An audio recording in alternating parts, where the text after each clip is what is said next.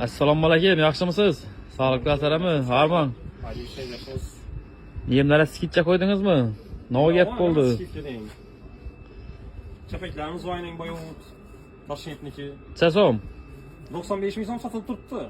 Chet berasiz. Patpichishlar. Ne bileyim 90 ming so'm doğru geldimi? 90 ming so'm, Vayning 90 ming so'mga yetgan 90 ming so'm o'rtoqlar. Patpichga bosib lekin. Bo'ldi, tamam. Keyin Charla Vayning Toshkentniki va Qoraqalpoqniki va Bulan chasomi? bular kirasi 7,5 ming so'm bor. Kanalimiz adından kelsa Shu kunjaradan yem mal kam 1 tonna keladi.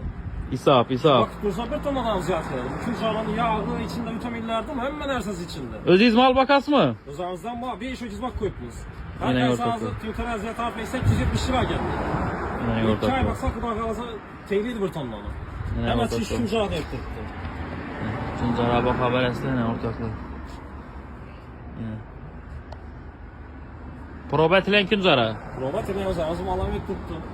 Chasomdan berasizmi patpichliklari? Ayting saytdan bakardım beramiz. Yok ayting endi. Siz muhtam beramiz. Yok ayting oynatmayın. Saytdan bakardı oladi. Necha so'mdan deriz? 7,5 ming so'm bor. 7,5 ming so'm. 7 ming so'm tushib berib berasizmi? Barimga 7 ming so'm. 7 ming so'm o'rtoqlar. 200 so'm qaytib berdim. 6800 so'm. 6800 so'm o'rtoqlar.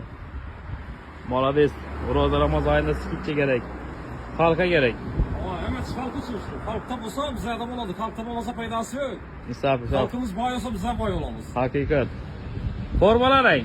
Kormalayla kormalarımız her biri var. Sırılar, üstlerini çok etredi. Akşam da 7 litre su tarttırmam bu kormanın yanına ki 10 litre çıkarıp öyle. Bir gün içinde. Isap. Hurmatli obunachilar, adresimizni tushuntirib o'tamiz. Ankadan Jazon ichidan kelaverish, shaxs radioxonim doğrusu. Bu yan tarafdan kelaverisiz, Prez yo'ldan kelaverasiz. Doğruda shaxsaray, gidasiz Jazon. Shuni o'ng o'rinda doğrusunda.